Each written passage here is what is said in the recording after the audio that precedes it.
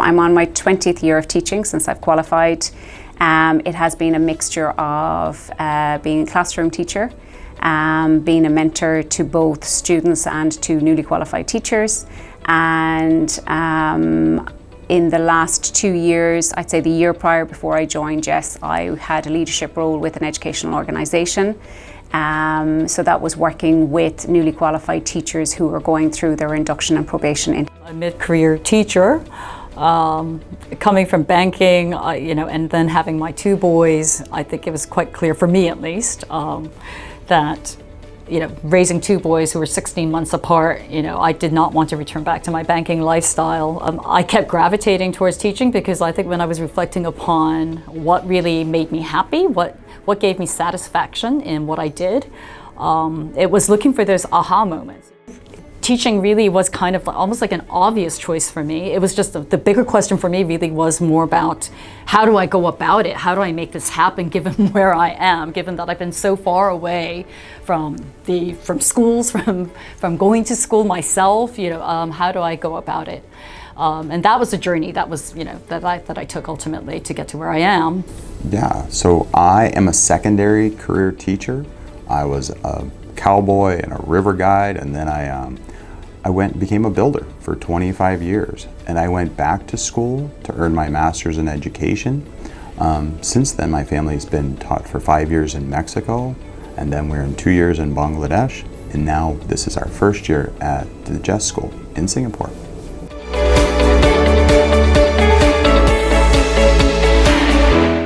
GESS is a brand new campus right across from an incredible nature reserve. A nature reserve that has more species of trees than all of North America combined in such a small area. That's an incredible resource being right across from my science classroom. So GESS is perfectly located in a country that is safe, that is safe for my family, safe for me as a teacher, and in a school that encourages me to take advantage of those resources. It's a beautiful campus. I love my colleagues. I love the students here, and add great resources to work with, and it really makes a great choice for me. The school does not discount any cultures throughout the world because it is so diverse, and it brings them all under into these curriculums that enable them to actually show the best of their cultures. I think it is a melting pot school.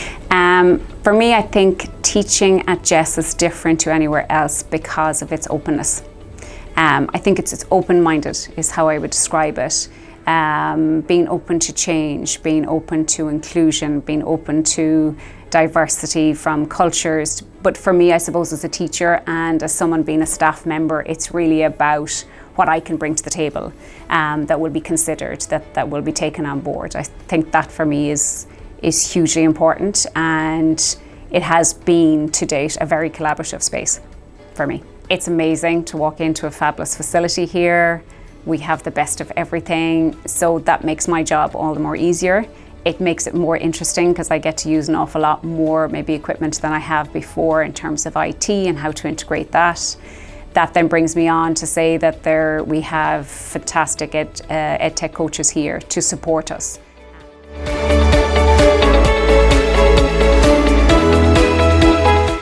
I think I've been very lucky. I've had students who are really just a curious, inquisitive bunch, which of course, goes hand in hand with our inquiry program based curriculum with IB.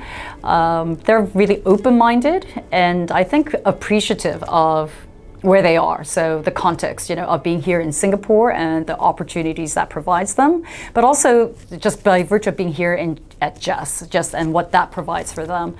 There's a real sort of sense, I think, loyalty, maybe not quite the right word, but this affinity and pride that they have, that they are going to the school called GESS and not just any other school within Singapore. I think that's quite unique about some of the students here. The students at GESS are full of energy. Students here are not passively waiting for education to be handed to them. Instead, they really reach out and they want to learn.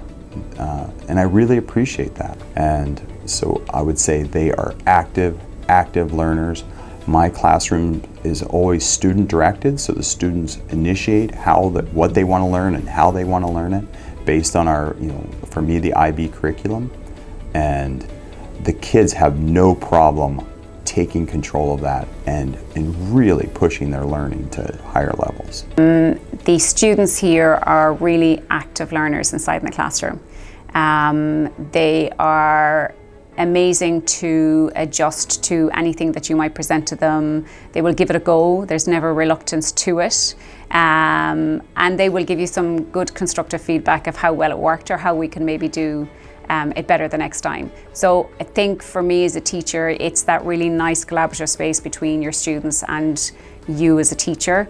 You're more of a facilitator of the learning process with them as opposed to, just dispensing the learning. And again, that's really important to me as a teacher, that they're part of the learning process. They're on the journey with me and they see it as a process as opposed to just an end product of an assessment.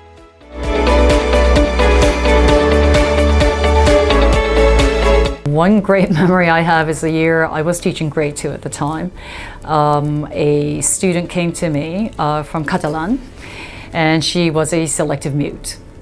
So you can imagine the road, the long challenge ahead in terms of trying to get her to communicate in a way that was some form that was other than a written form, to try and create that sort of sense of trust and safety for her to be able to do that.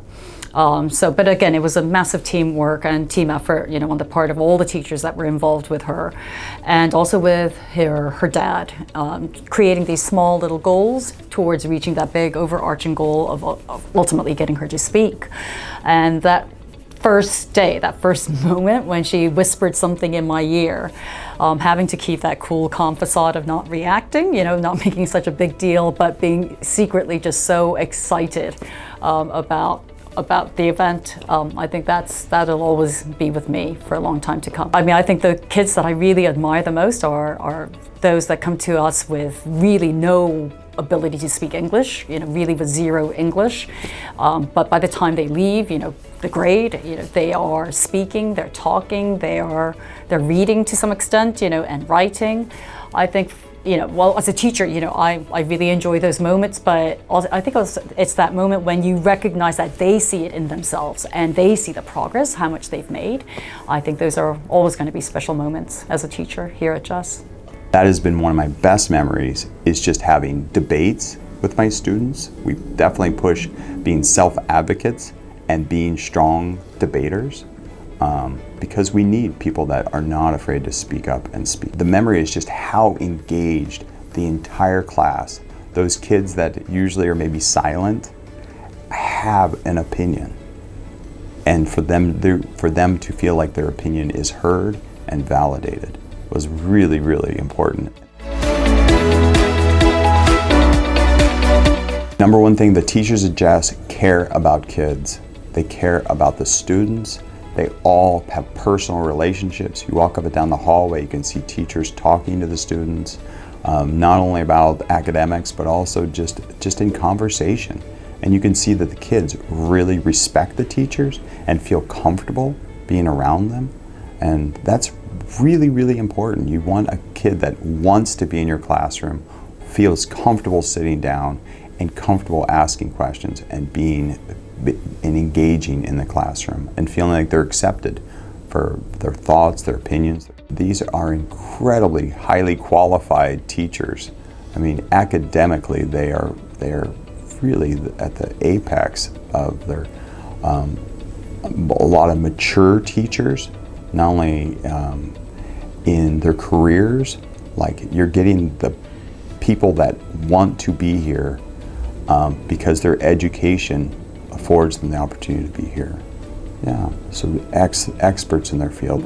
The overriding message I would have for parents is that there is amongst teachers this great sense of care and duty towards our students, again, both inside the classroom and outside of the classroom.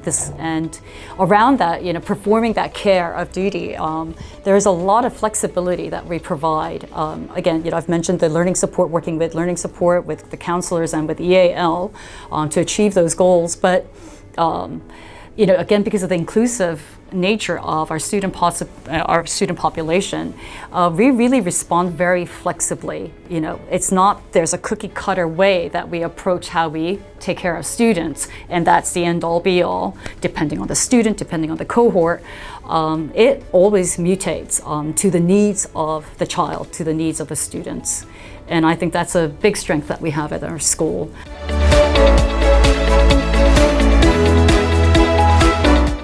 The students at GESS are extremely open, very caring, amazing when they see that you're a little bit lost, maybe going around the corridors. They look after you, whether you're a teacher or whether you're a student. There is a fantastic structure here where we have a buddy system. They're very friendly to each other in terms of looking out for one another. So if they know that maybe one of the students is not in their normal form, they will let someone know. Which is good, because then we can set up a support network for them.